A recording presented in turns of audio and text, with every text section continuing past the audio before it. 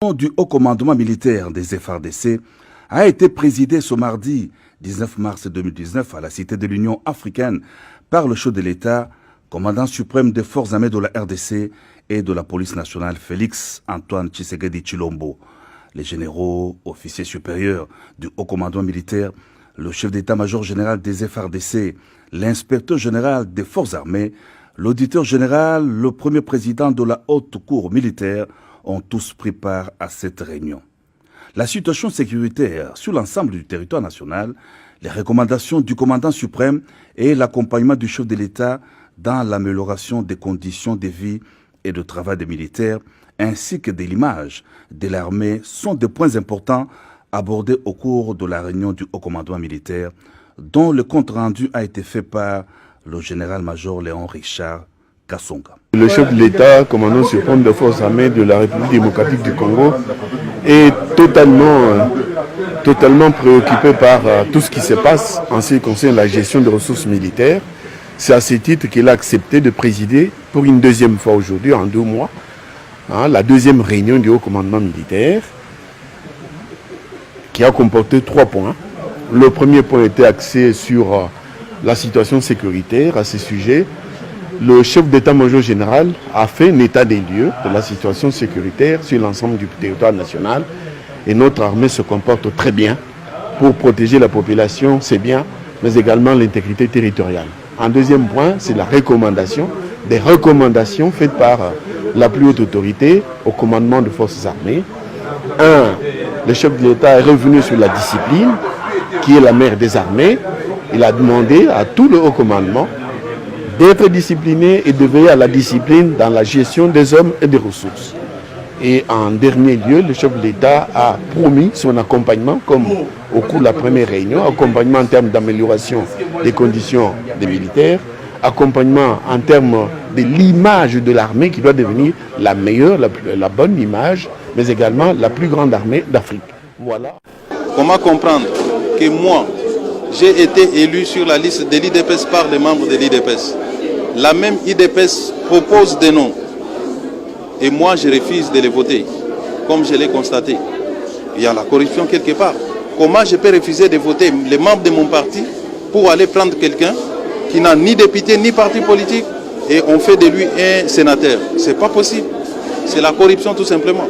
Et nous nous sommes dit 3 députés pour un sénateur et notre groupe, on était à 3, moi, Madame Massengou et Honorable Peter Kazadi. Et c'est arrivé que notre candidat est sorti avec 2 voix. C'est-à-dire, l'un d'entre nous a trahi. Ce n'est pas quand quelqu'un passe à la télé le tout premier pour affirmer ce qu'il a affirmé, donc il a des preuves. Mais poser à l'honorable Peter la question, pourquoi il ne me décroche pas au téléphone? Il sait qu'il n'a pas voté. Et quand je l'ai eu au téléphone, qu'est-ce qu'il m'a dit au téléphone? Pourquoi il ne décroche pas Maître Osé Badibanga au téléphone? Il m'a mis sur la liste noire. Et je l'ai eu au téléphone, c'est sur un autre numéro.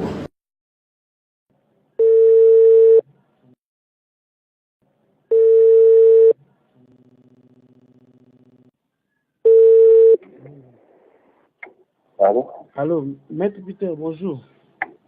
Oui, bonjour. Oui, c'est honorable Osé Badibanga. Oui, honorable. Je vous ai appelé depuis le matin et vous ne me décrochez pas.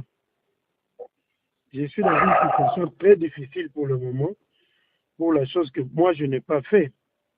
Mon vieux. Et tu crois que c'est moi qui ai fait ça? Oui, maître.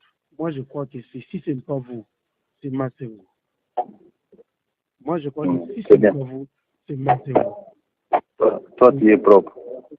Pardon? Non, toi, tu n'as pas fait. Il n'y a que moi et Massengou. Moi, je dis, mais oui, ça qui est vieux. Que je meurs. Que je meurs. Maintenant, là, je suis... Et je lui ai posé la question de savoir, tu as voté qui? Dis-moi la vérité.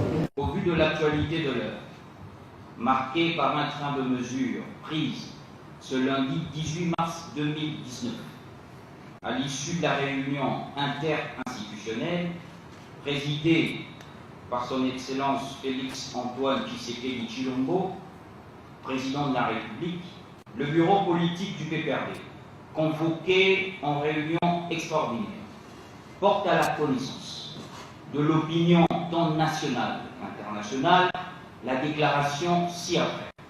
Le bureau politique note avec amertume que les mesures iniques et découlant du fait du prince sont anticonstitutionnelles, en ce sens que, primo, elle décrète la suspension des sénateurs nouvellement élus conformément à la Constitution et au calendrier publié par la CENI. Secundo, elle décrète le report sine die de l'élection de gouverneurs et vice-gouverneurs, bloquant ainsi le fonctionnement régulier des institutions publiques, politiques, provinciales, ainsi que le jeu démocratique. Le PPRD rappelle que la réunion interinstitutionnelle n'est qu'un cadre de concertation et d'échange sans pouvoir de décision au regard de la Constitution de la République démocratique du Congo. C'est pourquoi, dans une démarche constructive qui ne vise qu'à l'enracinement des valeurs démocratiques, mises en œuvre depuis bientôt 2 décennies, le PPRD rejette en bloc les mesures liées au blocage de l'installation des sénateurs élus et au report de l'élection des gouverneurs et des vice-gouverneurs.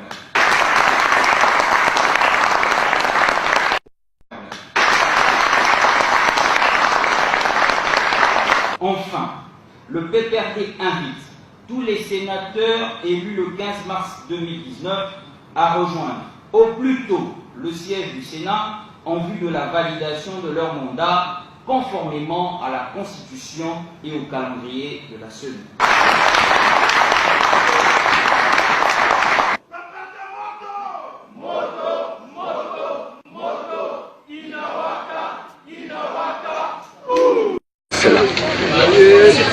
Non, bien au contraire, nous pensons qu'il faut plutôt féliciter le président de la République pour la décision qui vient d'être prise au cours de la réunion interinstitutionnelle, parce que le président de la République a en fait agi conformément à la Constitution.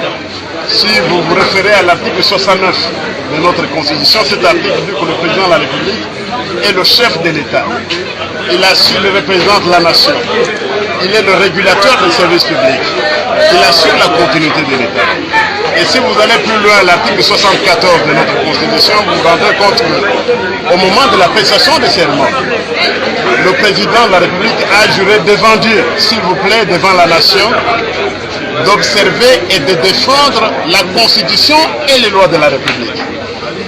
Or, avec les élections sénatoriales qui viennent de se faire, on s'est rendu compte, et le président de la République s'est rendu compte que les assemblées provinciales ont procédé à l'élection des sénateurs avant même d'avoir leur règlement intérieur certifié conforme par la Cour constitutionnelle. Et si vous jetez un coup d'œil à l'article 160 alinéa 2, il est clair, il est dit clairement que les règlements intérieurs des assemblées parlementaires comme les assemblées provinciales, avant d'entrer en application, elles doivent avoir été déclarées conformes à la Constitution par la Cour constitutionnelle de la République. Dans le cas qui nous concerne, nos assemblées ont soumis les règlements intérieurs, mais la Cour n'a pas encore déclaré ces règlements conformes à la Constitution. Donc on a précipité l'élection des sénateurs, donc le président de la République, en tant que garant de la Constitution, il ne pouvait que constater que cette élection des sénateurs s'est faite en violation des lois de la République. Donc le président de la République s'est parfaitement conformé à la Constitution. Je ne vois pas un constitutionnaliste qui viendra vous dire que le président Félix Tshisekedi a violé la Constitution. Et par conséquent, qu'il n'a fait qu'assumer son mandat. Et par conséquent, tout est à refaire. Tout est à refaire. Il faut attendre que le règlement intérieur soit déclaré conforme à la Constitution par la Cour constitutionnelle. À ce moment-là, on va refaire les élections des sénateurs. À ce moment-là, on va élire les gouverneurs et les vice-gouverneurs des provinces.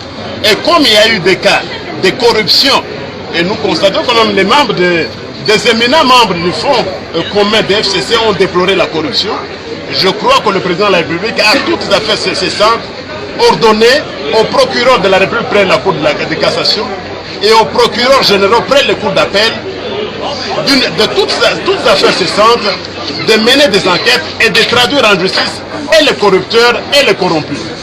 Parce qu'on doit lutter contre ces antivaleurs et la corruption, le président l'a répété plusieurs fois, la corruption c'est l'un des mots qui gangrène notre société. Donc je répète ce que j'ai dit, le président agit parfaitement conformément à la Constitution qui lui demande de défendre les lois de la République.